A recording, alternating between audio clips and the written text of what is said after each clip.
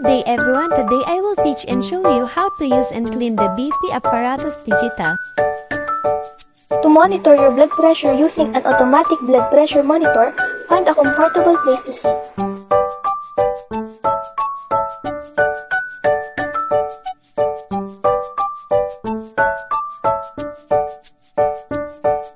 During this period, the cuff will inflate then slowly deflate to provide a reading.